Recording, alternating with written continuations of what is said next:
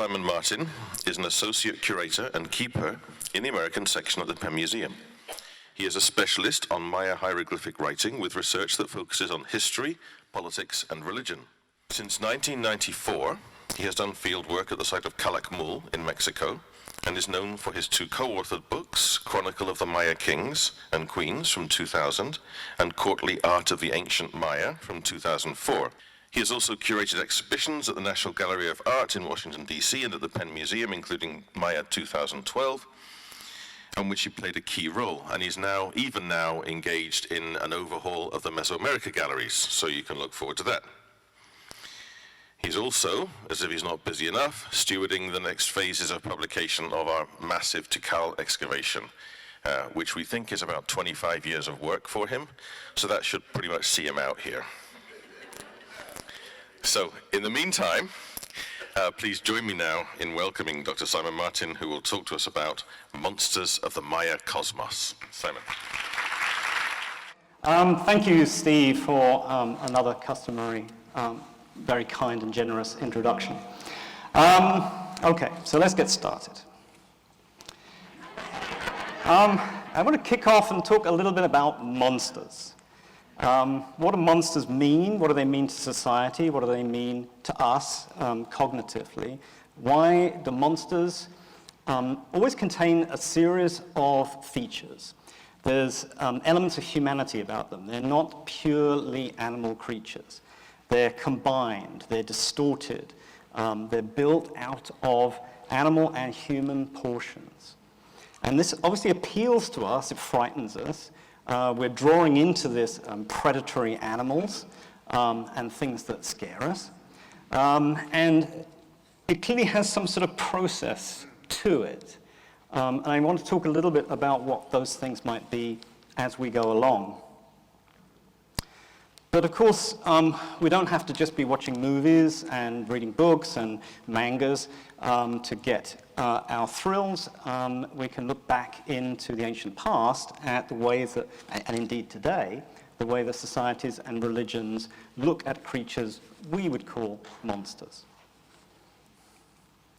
Of course, back in classical Greece, we have a welter of these things. And what's interesting, the Minotaur, of course, we have Amut, the scary crocodile who's about to consume the hearts of the sinners. And the Chimera, the lion, the goat, and the serpent combined. My colleague and friend David Wengrow mentioned, and has written a book about it recently, that if you look back into the real prehistory, the very earliest representations of humans and ideas and nature, you don't find these kind of composite creatures. There's a few sort of ambiguous images, but on the whole, clear images are absent. This is something that comes in when civilization starts to build, when societies start to cohere, and we have large settlements. So it's quite interesting that monsters is not something that necessarily goes back to the dawn of humanity. And of course, they're not things that we can experience in our own lives. There's no sort of evolutionary need for us to kind of make these composites. They're doing something for us mentally. Now, of course, we do have a fair share of venomous and aggressive and unpleasant monsters, but that's not always the case. Quite a number of composites, we have the griffin, and perhaps an even better example, the winged bull, are actually protective. These aren't predators in the sense that they're coming after us at night. They are, in fact, sort of issuing protection very often over the king or over political and social groups in general. And if we go all the way to Ganesha for the Hindus, so we find, even quite, in another context, quite a scary thing, a human with an elephant head. But in fact, this is a charitable, this is a kindly, this is a very protective and sympathetic character. Okay, so let's sort of transverse and move on to the Maya. I don't know if we can we knock down the light slightly? Is that possible? So, well, thank you. So we're talking, of course, about the Maya area, and I'll mention probably a scatter of these major cities Those of you who've seen a couple of my talks will be very familiar with them. Penn has worked at Copan, at Quiriguá, at Piedras Negras, at Calakmul, amongst others. And these are sort of the most famous centers where a lot of art and a lot of monument making is going on. So what I want to talk about is the relationships between monsters, between composite creatures and the universe and the cosmos, and what's the relationship between those things. So we're going to start not up in the sky, not in interstellar regions, but right here on Earth and deep underground. So we have caves. We have places which are, I think, throughout human history seen as mysterious and dangerous. And we also have denizens of caves. Caves and night, because there's a strong synergy there in Maya thought between nighttime and caves. And the jaguar, of course, is the most fearsome cat, the most fearsome predator in the Maya lowlands. We still find them there today, thank goodness. And they certainly were something which would instill a degree of fear in the population. And here is a beginning of a series of Maya jaguars. What do Maya jaguars look like? What features do they pull out? What is it, the spottiness, the teeth, the ears, that kind of stuff. And some of them like this are very naturalistic. But what you find, and you see here just at the very top, there's a sort of leaf coming out of the top of his head. It's kind of been cut off a bit. And you find this even on hieroglyphs, which are the name itself. The word for jaguar is Bakhlam. When they want to spell Bakhlam, they use the head of this creature. So they're not talking about naturalistic jaguars. They're talking about jaguars that already belong in a supernatural realm. Now, some jaguars do more than being naturalistic. They're actually fused with human beings to create what we would call gods. In Maya, word for god is Kuch. And a very powerful Kuch was the jaguar god of the underworld. Now, there's a lot of ideas about what his role is, but most people tend to think that he is the sun at night. The sun sets, goes into the underworld, goes under the water, into the cave, and becomes a jaguar underground. There's actually surprisingly little evidence for that, actually.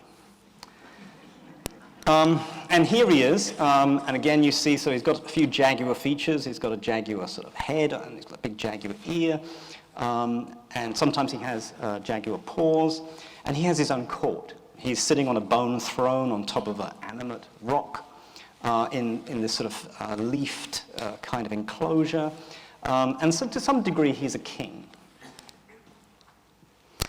But at some point he comes to a sticky end, because there are 4 young youths who carry flaming torches, or in other cases, giant rocks, and they either crush him or they burn him alive.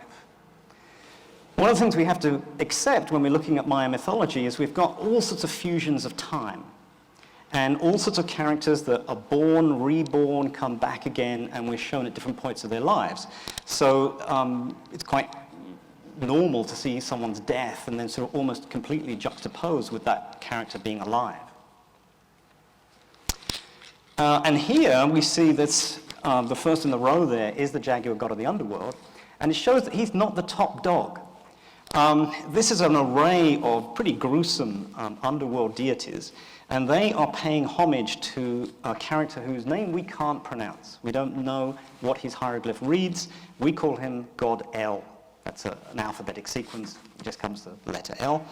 And he's also, of course, fused with a jaguar. You can see the spots around his mouth, his jaguar ear, and he's sitting, of course, on a jaguar throne.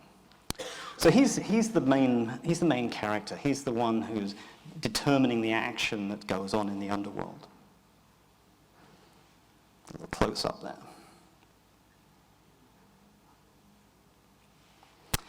What else is in the underworld? Well, a bunch of nasties. These are fireflies. And you can see that they're issuing some rather pungent smell from one end. And from the other end, they're actually smoking cigars. So the whole idea of a firefly was something which actually was linked to cigar smoking, interestingly enough. And although it's a little bit hard to recognize, These kinds of faces, and you can see those teeth sort of extruding there, are based on skulls, because they made an analogy between insects and bones. They saw insects as kind of bony and underworldy, and kind of gruesome and nasty. And so all insects are kind of given a generic skeletal feature, which sometimes is very, very different than what the animal actually looks like. Here we have a group of kind of characters called Y, which we're going to talk about a little bit later on. But I'm just want to draw attention to one more of these fireflies on the right-hand side. A good example. You see a little bit more clearly how he's got this skeletal face. Often, segmented bodies and ribs exposed, that kind of thing. Okay, so creepy crawlies. The Maya had a very big thing about centipedes.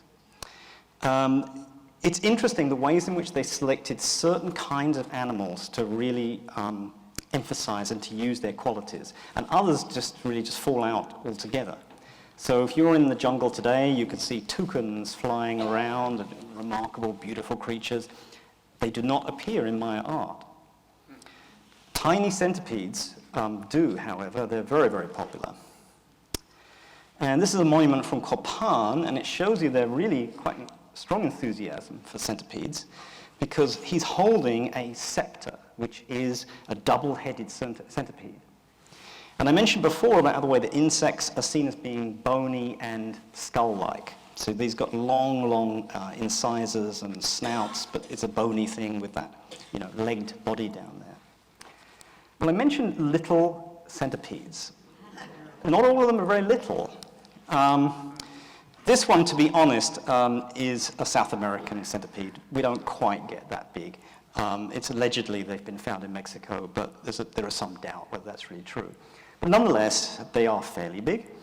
And one of the reasons that they're considered to be kind of gruesome is that one of the things the Maya used to do is they would inter a lord or a king, but very often, or a queen, they would open it up. It'd go down there when the body was decomposed or decomposing, remove the bones, maybe color them with red pigment, move them around a bit, and that kind of thing.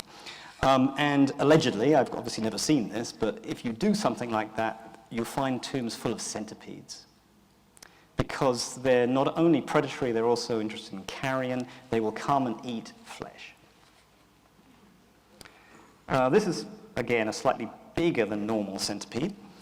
And really, we're not going to be talking about glyphs tonight. It's nearly all about iconography, but I've got to squeeze in a few. And the white one on the middle side there is cha-pa-ta, for chapat. And this actually is the one phonetic rendition which allows us to know what a centipede is, how it's pronounced in ancient times, chapat. And these are a list of kings from the one city of Tonina. That's near Palenque in the western part of the Maya realm. And all of them had centipede names. This is a kind of sort of a running genre for them. Slightly different arrangements of them, but you can see again, big incisors, bony, skeletal. Now there's something, I can hardly look at this. You look at it. There's something else about centipedes, which is these pincers. They were very, very interested with those.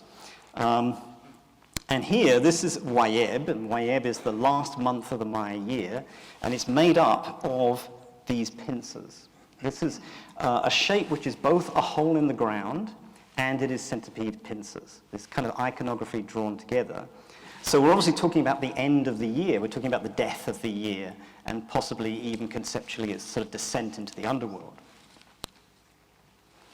Now, talking of the underworld, Palenque, Chiapas, Mexico, very famous for the tomb of the Temple of the Inscriptions. Cutaway, that shows the staircase, a bit like an Egyptian pyramid, going down to the tomb. At the bottom are the sarcophagus and the lid, and those of you who followed Maya at all will recognize the sarcophagus lid of Pakal. This is just the lower half. And although, of course, our dear friend Eric von Daniken established without any doubt that this was indeed a rocket, I'll offer an alternative. And what we're seeing is the king in a brazier. He's actually in the pose of a baby. This is a baby sacrifice.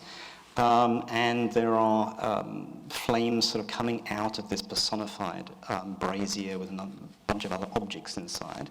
But the key thing, of course, is those pincers. So he is either falling into or he is emerging from the underworld. This is the entry point to the underworld. And here just finally, we can see the whole thing kind of together. This is from a monument at Tonina. In the center, we see the skull, the dotted skull, which is Xibalba. This is representative of the underworld. And around it, the pincers. Okay.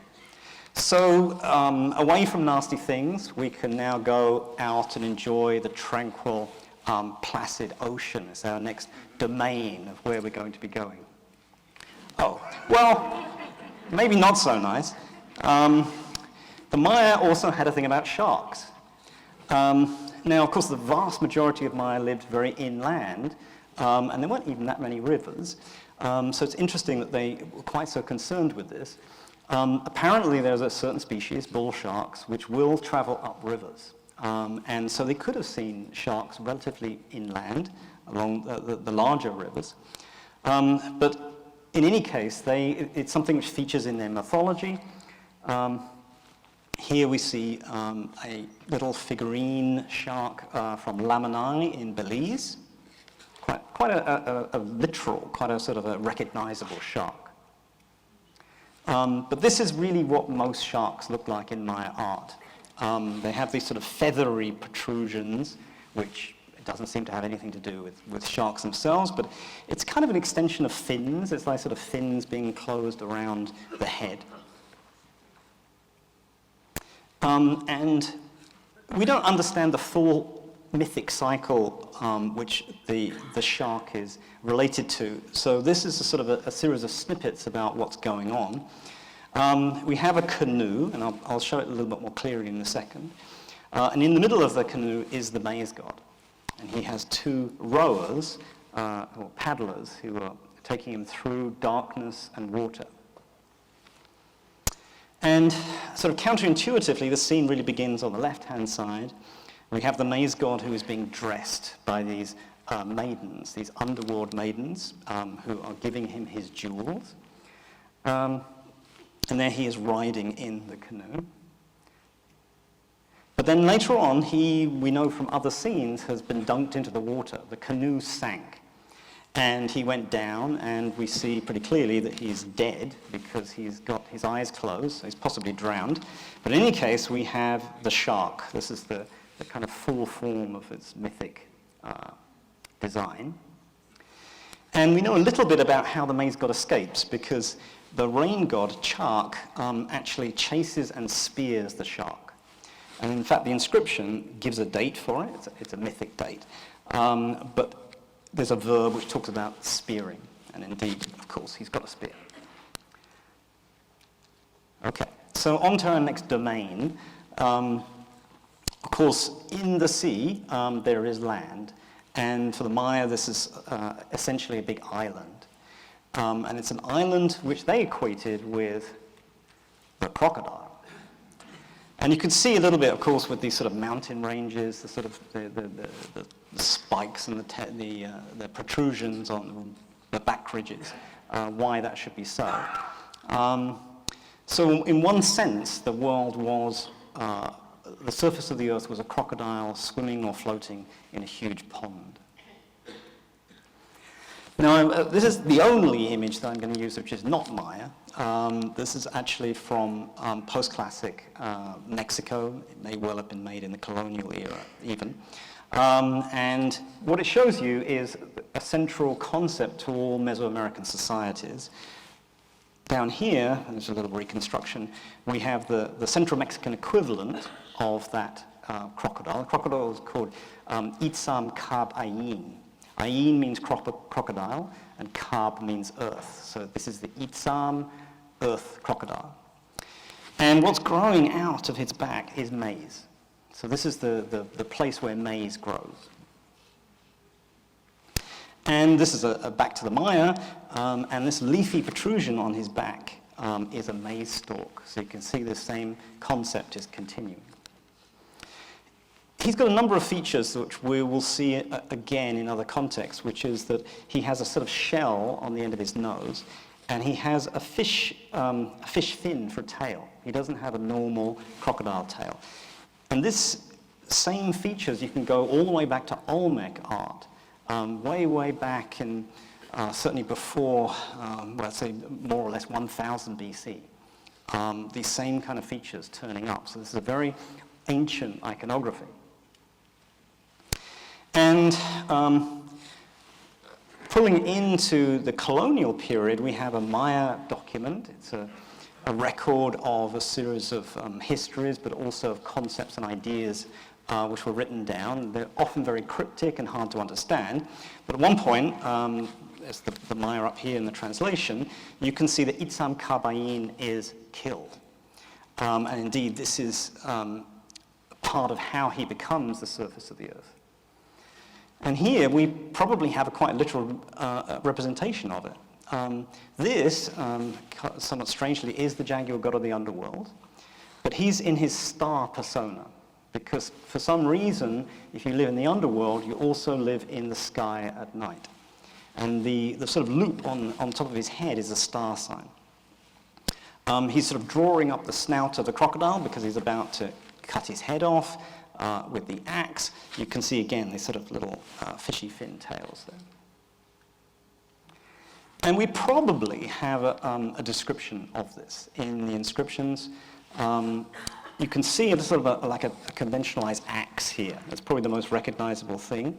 This is the verb chak ubach, chopped his head. And then here, sort of a double form of a name, and these are both crocodiles. So it's probably referring, if not to this one event, to something very similar.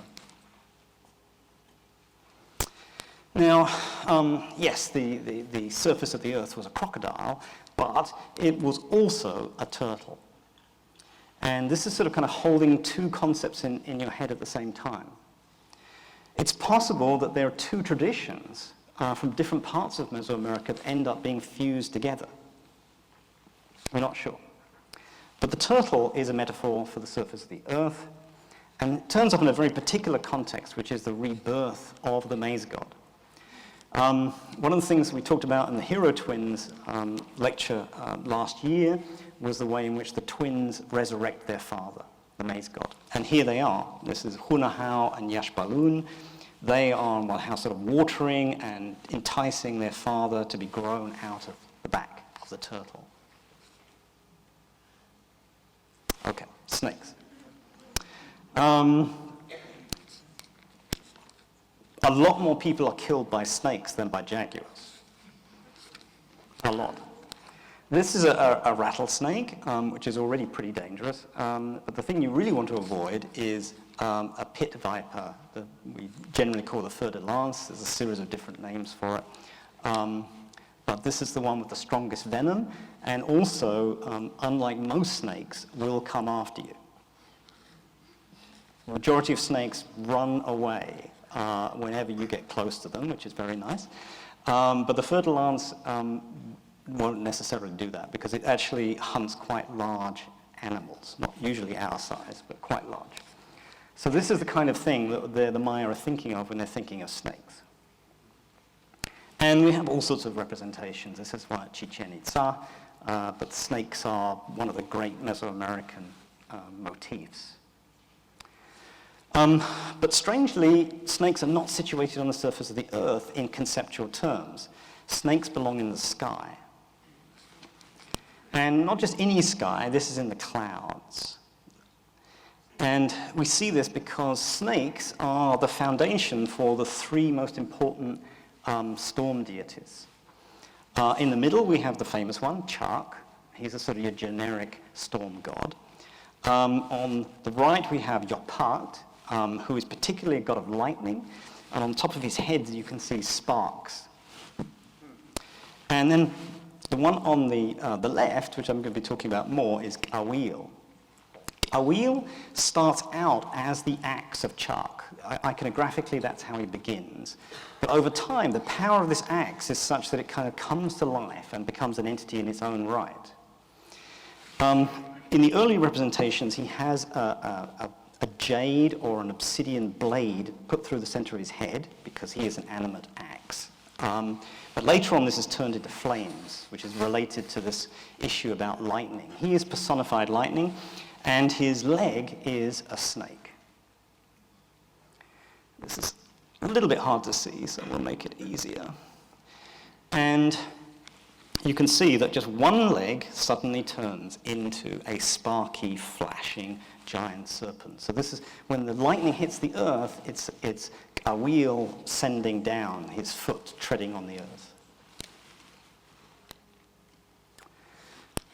Now, of course, there's a tremendous amount of mythology involving these characters, nearly all of which is lost. But occasionally, using roll-out vessels, so this is a cylindrical vessel that's been photographically unrolled, we get little snippets of what was going on mythologically. And this one shows in the center a wheel. We can't see he doesn't have his snaky foot, but he does have the flames coming through the center of his head. And he's inside a palace, and he's conversing. In fact, he's pointing to something, but he's talking to God El. God El here is represented, we can recognize him because he's wearing a cape, that's very distinctive, and he has an owl in his headdress, something I should have mentioned. And he's gesturing outside towards what we know is the maize god as a cacao tree. This is a stage that the maize god goes through in the underworld. And he's in some sense bargaining or coming to deal, or something's going on there, because later on, in a totally separate context, we seek our wheel with a bag of cacao. Cacao beans are being taken out of the underworld and in a sense given to mankind. And this seems to relate to some of the myths we have from central Mexico about Quetzalcoatl and the way in which lightning comes and splits open a mountain. Inside the mountain is a cave. Inside a cave is all the bounty of the world, all the seeds, all the food that people need. So this is somehow related to this. This is lightning coming down into the underworld and releasing food. A little bit more of a literal snake is the water lily serpent. And the water lily serpent seems to be a kind of personification of rivers and other kinds of sort of pools of water. There's a very complex, see the fish up here is nibbling on a flower which is tied to his forehead. There's another fish over here. And he has feathers on his back. This is as close as the Maya get to a feathered serpent, which is a Central Mexican idea, but possibly one which is anciently related because of these feathers. That just makes it a little bit clearer. You can see those fishes nibbling away there.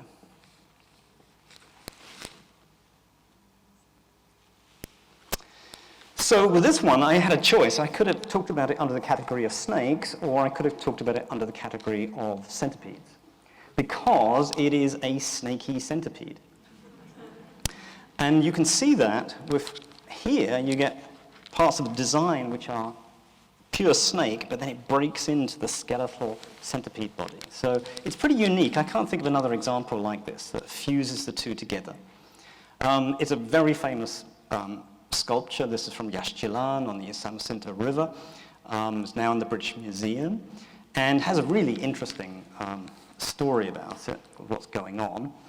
At the bottom, just showing it in two halves here, we have Lady Kabal Shok. She is the fin of the shark, Lady Shark Fin.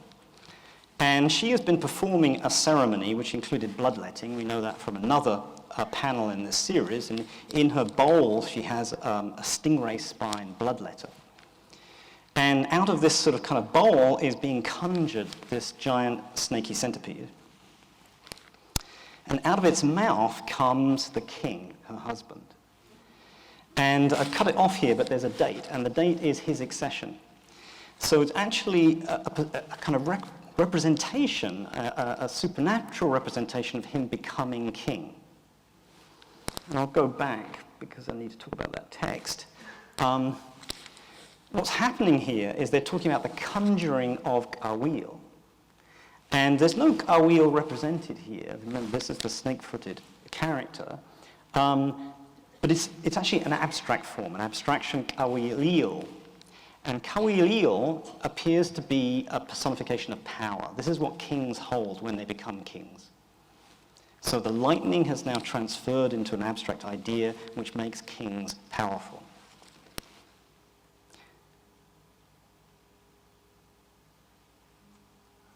Okay, into the sky. And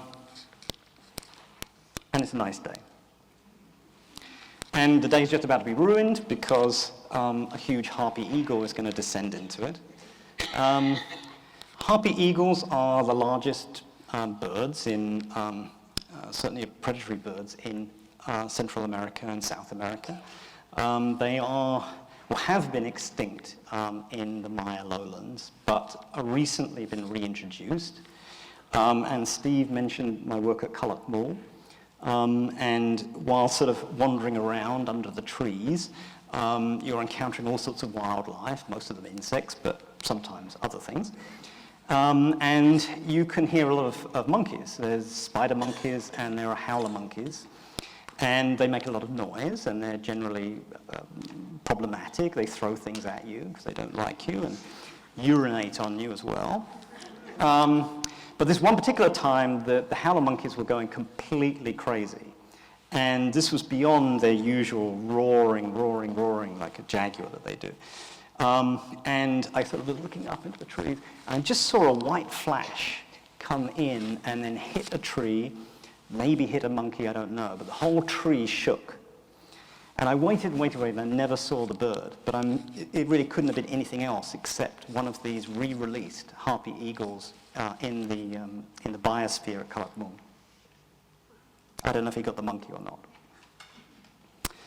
So the harpy eagle is the basis for the principal bird deity.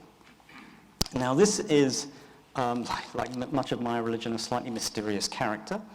And here you can see the big spread out wings and a few of these sort of diagnostic features. There's a sort of shell on the top of his head. There's a sort of a black flower, which is on his forehead. And he wears a distinctive tri-lobed jewel, which allows you to recognize him in other contexts. And something I described when we had the hero twins talk was the fact that he is the victim of the hero twins. That you can see one's down here offering up some sort of lure, some sort of fruit or something to distract him, and the other one is about to blowgun him. And we know from other scenes that he's knocked out of the tree and crashes to the ground. And this is described in the Popol Vuh, this surviving manuscript from the 16th century. We have these representations that go back 2,000 years. So this is extremely long-lived myth, which extends over the whole of Mesoamerica. But there's also a kind of conundrum about it that no one has been able to solve. Because the principal bird deity has an anthropomorphic form. And that's called God D. It's those alphabetic titles of gods I mentioned before. And you can see that this has got the same diagnostics. He's got this shell thing up in the top of this. If we ever did this. Did we do this? I don't know. Is this going to work? No? Oh, this does work. Okay, this is deciding not to work for me. And he has that flower, which is on the forehead of his headdress. And he has this particular kind of tri-lobed jewel. And he's sitting here on the sky. This throne is a representation of the sky. And he's with the moon goddess. This looks a bit like that pincers, but in fact, it's something different. This is the moon. And she is either his wife or perhaps his daughter. And there's a series of different gods come and sort of represent themselves to him. He is the ruler of the sky. He is the most powerful of all Maya deities. And he is an anthropomorphic form of the bird who was gunned in the other scene. And the time as to how he becomes evil, how he becomes the hero, how he becomes king, is still something we have to work out. Just a bit of a close-up here. Okay, we'll come back to him. But now I want to get on to talking about the night. So, of course, the night is a dangerous time. And there's a number of creatures that come out at night. We've seen this synergy with the underworld, with jaguars and the like. But another famous one is bats. Bats feature quite heavily in the Popol Vuh story. When the two twins are being put through a series of trials by the kings of the underworld, one of them is they must stay inside this, they hide inside this blowgun. It's a magical thing. They miniaturize themselves and climb inside of a blowgun, and they're going to be completely safe until when the sun rises. It's only at night that the bats are out. But unfortunately, one of the brothers looks out just a little bit too early to see if the dawn has come, and at that point, the bat comes down and cuts his head off. So these are unpleasant, and you can see a little bit from their sort of teeth. The Maya, there's several bat species, but one of the less known ones is the vampire bat. So you can see the blood is part of it. And here you can see this association with crossed bones, with signs for blackness, with sort of flames coming out of the mouth. It's just all round not nice guy. Okay, so I mentioned a while back this thing about the why. And the why are a category of being which is not a god. In fact, it's hard to tell exactly where it exists. What is the domain of the why? It's not necessarily in the underworld. It's not necessarily in the sky. Where it is in sleep. So why are things, and the term has actually survived, as being creatures that you turn into when you're sleeping. And clearly it's linked to dreams. The word for why is a word which is linked to sleep and to dream. But all of these characters are unpleasant. They are nightmares. They are not good dreams. There's quite a number of these pots, each one of which is listing quite a number of them. Here's a good example. We have the skeletal figure of death. He's linked to the deer because he has deer antlers, this huge conch shell around his neck, and his names. And what's interesting is that apart from this idea of coessences, which is the original way we used to think about them, David Stewart, who is one of the people along with Steve Houston who first worked on this problem, has been coming across these references in these late colonial manuscripts. And in there, they talk about diseases. And they're called things like red centipede death. The sort of the great coati itch. Coati is a little animal. And so probably quite normal human diseases are all given these very sort of vicious names. And it seems as if they're equated to these characters. So dreams, wandering the earth at night, and illness are all connected. We haven't done any amphibians so far, so we might as well have a toad. Toads have these big faces on the back. This is a profile view of a character we call the Shiner, because he refers to glowing, glittery, wet things. And clearly the toad is a sort of wet and glittering object. But of course, he's not a naturalistic toad. He is a Y. And here we have his dinner bowl, and we see his dinner. Long bones, eyeballs, and severed hands. Yum. Usually they appear on pots, but on a few occasions they actually appear in sculpture. This is a gigantic stucco frieze from the site of Toniná in Mexico. Quite a lot of it is damaged, but this is a well-preserved section. And this is a known why. He's got the severed head here. He's completely skeletal. And his name is the Turtle Foot Death. And that's what we can read up here, but also, look, you can see the turtle carapace is on his foot. He is the Turtle Foot Death. But the point of showing this image is that directly after the term for death, which is this one here, underneath here we have a glyph which is pip-ha, achau. And achau is Lord, and pip-ha is a place. It's a place associated with Pomanar. Pomanar is relatively close to Palenque, and it's an enemy of Toninar. There's a battle in the past between these two sites.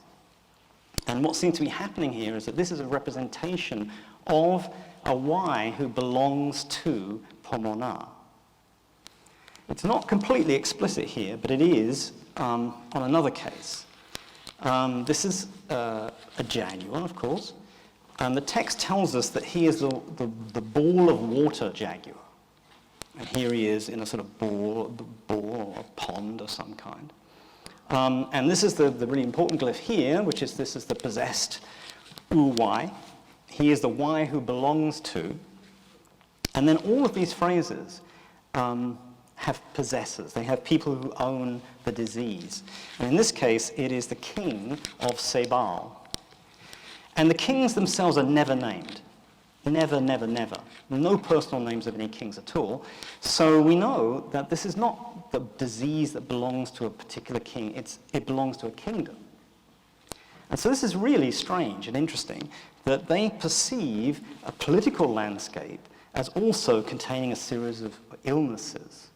And if you sort of come down with whooping cough or something, then you can blame those people at Tikal because their Y is the one who carries the whooping cough. This is a very, very strange idea. But there's some relationship here, some sort of strange mythic relationship with illness and kingdoms. Okay, so I want to go beyond the clouds, beyond the first layer of the sky, and up into the sort of the real upper surfaces, upper layers of the sky, and into the stars. And we have a character who represents the arc of the sky, and probably, I'd say almost certainly represents the Milky Way. And this is another crocodile.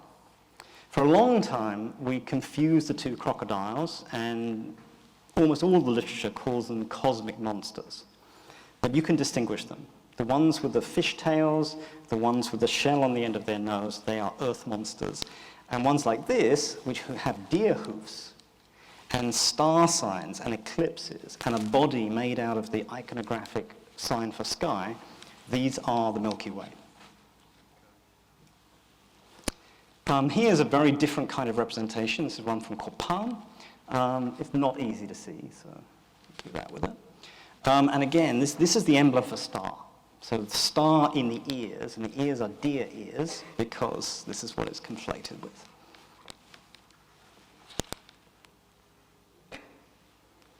Another view, same kind of character,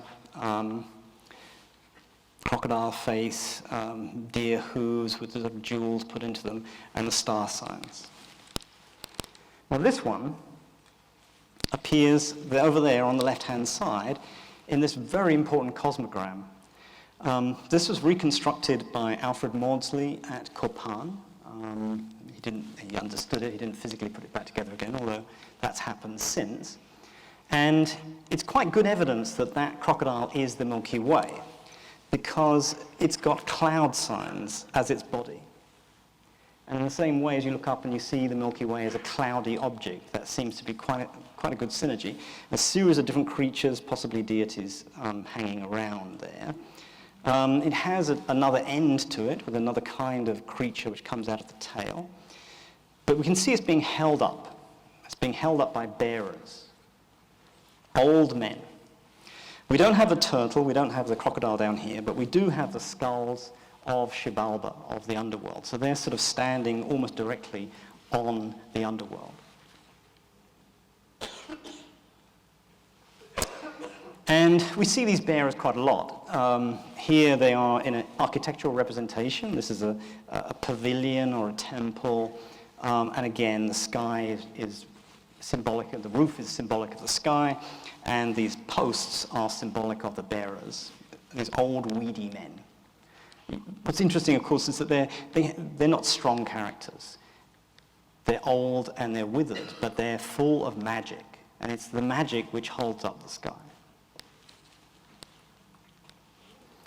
And here they are. We know they have different names, but they're all called Itzam, different versions of Itzam, and they turn up in the colonial documents. They're said to be 4 brothers, and at one point they let the sky fall. And it's one of the occasions where the earth is destroyed. They just simply decide they're not going to do it anymore. Minimum wage or something, I don't know. And they just let the whole thing go down. So we've been seeing this character called Itzam, and I've kind of been ignoring him deliberately. He's old, and he wears a net headscarf tied around his head. We see him, if we concentrate, now we can see him everywhere. Here is another representation of the front end of the Milky Way monster. He has a star sign in his eye, his jaws are open like this, and out of it come the old man. If we go back down into the underworld, we can find God El. God El, who's wearing the feathered hat with the owl in the top with the fancy cape. But this time, he's not a jaguar. He's an old man.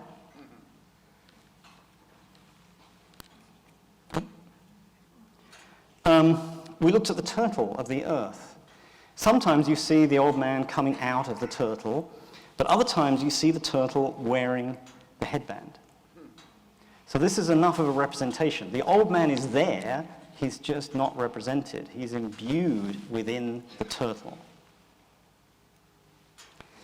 When we look at this a hieroglyph, this is the name of the earth crocodile. And we see the snout with the shell on the end of his nose. This is sort of maziness and jewelness up here. We have the stone, which is very important. He's a rocky character. That's the thing on the right. And, of course, the old man. So even in the actual name, he's there. Which, if his name is Itzam, of course, makes a lot of sense, because we have that colonial reference to Itzam Karbayin. This effectively is Itzam Tun Ayin, the stone, not the earth, but the stone crocodile. Even when we talk about mysterious god D, the ruler of the sky, his name is a fusion. We'll see it in a second. But in this occasion, let's see that. Okay. So this is 99 times out of 100. This is the glyph which represents god D. It has an old man's face, but not with a little almondy eye. Instead, he's got the big square eye, which we associate with the bird. And he's got that black flower, which is sort of coming out of his forehead. But very, very rarely, very, very occasionally, they spell it a different way. And that tells you that the old man and the bird are separate, because the second part is the head of the bird, the first part is the head of the old man, wearing his net headscarf. And these two together represent him. So all of these fusions are going on. So it's not just a question of a sort of human fused with a jaguar or all these other things. There is a recognizable human.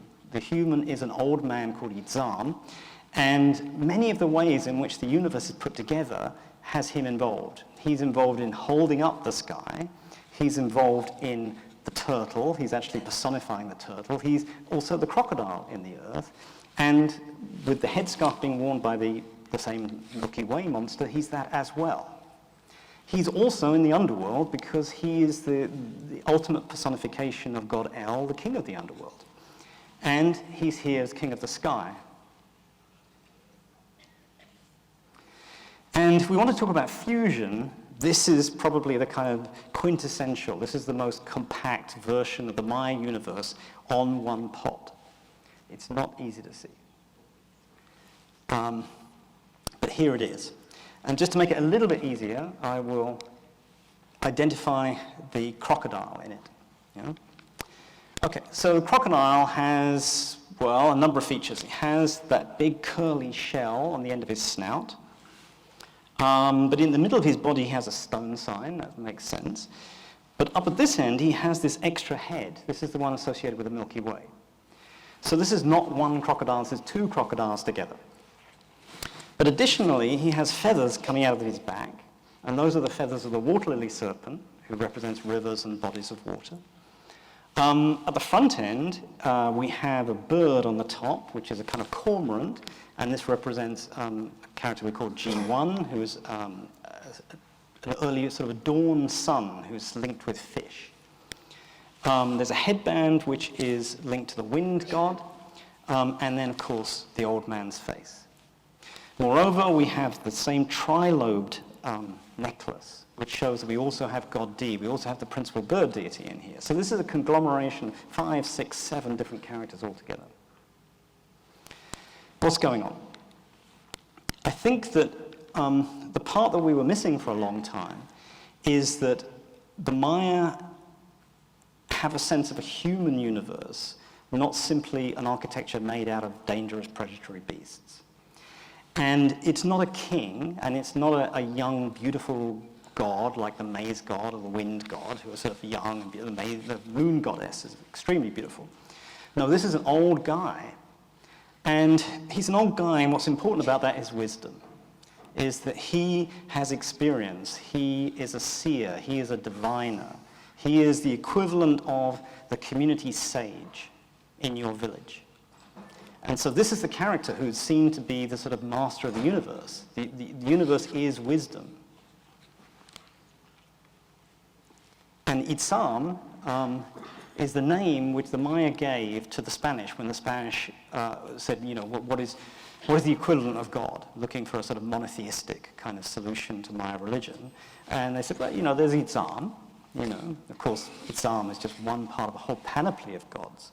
But they would pick on Itzam because he's the most central. He's the closest thing they could come up with to a single Christian-style god. And with that, I will thank you very much for your attention.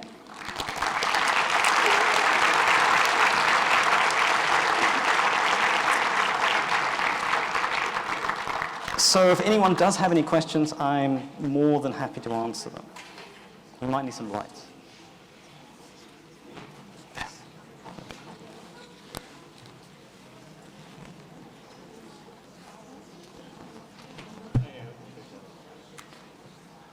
Okay. Yes, sir. This is, I mean, it's almost like poetry. And you have to get all these references.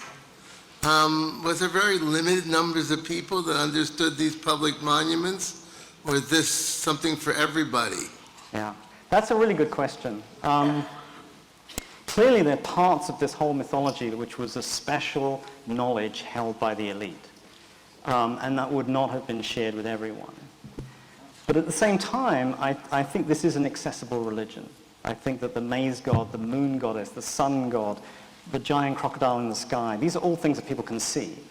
And they may not have had these fancy representations of them, but this would have been the folklore as much as anything. So the detail, maybe the myths and the way that the kings are kind of imbued within it, maybe not so much that. But I think probably the why, I think blaming different kingdoms for different illnesses, I suspect that's a folk part of this as well. So I think the answer is yes and no. I think maybe not on every level, but probably in more ways than we used to think. Well, we do that too. We follow the French. Oh, yeah. The English disease. Okay. Never mind. Sir. I have 2 questions for you. First of all, you showed us a whole bunch of pictures that I would imagine they're from a whole bunch of different dates, but I thought they had an awful lot in common. They all look like caricatures or cartoons or whatever. And I'm sort of curious as to whether or not the Mayan art evolved over time. And my second question is, how did you translate this stuff? Is there the Mayan equivalent of Rosetta Stone? Okay, 2 in 1. Maya civilization, which I've shown today, is classic Maya civilization, 250 to 900. And in the old days, we thought that's really that's the only period worth studying. This is where the big cities were. This is when the highest populations were. This is when there was more monuments and there was more art and all of these things. But now we recognize that the pre-classic period is tremendously important. Because in fact, the biggest cities came from the pre-classic. Places like Tikal and Copan and even Calakmul are dwarfed by pre-classic cities like El Mirador or Ichkabal. The main pyramid at El Mirador can be plunked on top of Copan and completely consume the entire central portion. It's that massive. It's bigger than the Temple of the Sun at Teotihuacan. And it's not the only one. There are several. So we have to understand classic civilization as growing out of pre-classic civilization. And we don't understand very much about how that happened. Because in the pre-classic, there is probably all the features we know from the classic are there, but not in such good preservation and not so common. So they have writing, but it's not the same writing. It's a different kind of writing, which is almost impossible to read because we have so little of it. They do some remarkable paintings. San Bartolo is a fantastic discovery about 10 years ago now. A whole new window is opened. And I didn't concentrate on that. I could do a whole talk on the murals of San Bartolo because they are like a whole primer. This is like kind of kid stuff. This is like, okay, here guys, here's our whole mythology. Unfortunately, it's broken apart. It's not particularly complete, but it's all used to be there. So the pre-classic was very, very energetic, quite populous. All the main traditions that we know from the classics started in the pre-classic, but something went wrong. And all of those sites were abandoned, almost all of them were abandoned, and they were replaced by classic cities. And classic cities had a dynastic system with dynastic monuments, and did much more use of writing, a whole series of social changes, and we don't really understand the relationship between them. But the art that I've been showing you completely comes out of the pre-classic, and places like San Bartolo are full of this kind of thing. They have the principal bird deity, they have the sun god, they have all these characters. They're just in proto form. And because the late classic is when most of the production happened, a great majority of the images I've shown you are late classic. But some of them were early classic. And it's fundamentally the same. Stylistically, you can tell the difference. I mean, if you see some hieroglyphs, you can date them, not that accurately, but certainly to a century. You can say this is 5th century, this is 4th century, something like that. So, wow, the almost inevitable question: how can you read the glyphs? Yeah, in a way, there was a Rosetta Stone because what happened is that so my civilization, the classic civilization, collapsed between 800 and 900, more towards the 800 than the 900. And after that, almost all of the areas that I've been showing you were abandoned, and they were completely reforested. And so there was remnant populations for a while, and there were some incursions from people from the coasts, but most of the population ended up in the north and in the south, and the central region was almost completely abandoned. So when Cortez cut his way through the jungle, going to Honduras, and not that long after he arrived, all of these cities were in ruins and covered in trees, and he didn't even know about them. So what was left of Maya writing? Well, there was something left because when the Spanish were taking over in Yucatan, there were people who could still write. And all the books that they could find, the Spanish destroyed. The only ones that survived, we think, were actually sent by Cortez back to Charles V in Austria. And that accounts for the 3 ones that are in Europe now. There's another one which is really not so good, which was probably found in a cave. So what was left of the writing was recorded on 2 pages of a 600-page document by a guy called Diego de Landa. And he was extremely antagonistic towards Maya religion. He was an inquisitor. There's a very nasty book about what nasty things he did. Unpleasant man. However, he spent 2 pages out of the 600 describing how Maya writing works. And it was completely misunderstood. So he produced an alphabet, but the alphabet doesn't make any sense. He produced a description of how they form words, but that doesn't make any sense. And he did a list of month and day names and things like that. So it was really only until the 20th century that it was possible to reconstruct the nature of Landa's misunderstandings. Because in fact, the scribe was not degenerate. It wasn't as if he didn't know this stuff, and that it wasn't the same system. It's just simply that Lander was asking him the wrong kinds of questions. He was demanding that he produce an alphabet. The Maya didn't have an alphabet. And so they have a syllabary which contains hundreds of different signs. So Lander is expecting 26 and doesn't get them. He doesn't understand that they have vowels, but they also have, that they don't have pure consonants. They have syllables. So they have ba and ka and wa and way and we. And the basic vowels as well, ah and u and e and whatever. So because some of those glyphs were the same as the ones on the monuments, it was possible to compare them to the monuments and also to those books that were in Europe. Books in Europe had little pictures of things like turkeys and dogs and jaguars and things. And it was possible to line up some of those glyphs to say, well, this must be the name for turkey, this must be the name for dog. And then to break it apart and have hypotheses about what those signs should be based on the clues in Lander. So this is not an easy explanation because it's taken 150 years to get to a certain stage. And it was really, the key came in about 1952, 1956. It wasn't really taken seriously until the 1970s. It wasn't published properly until the 80s, and that's when it began to take off. So from 1987 is a good mark. Really, the decipherment started in 1987. And the big energy was in the first 15 years or so. And now we're left with a few intractable problems, some very rare glyphs we can't read, and people arguing about verbal morphology and spelling conventions and kind of minutiae, which most languages have long since solved. So I don't know if that's a good enough explanation, but that's my best 2-minute précis of it. Okay. Any other questions?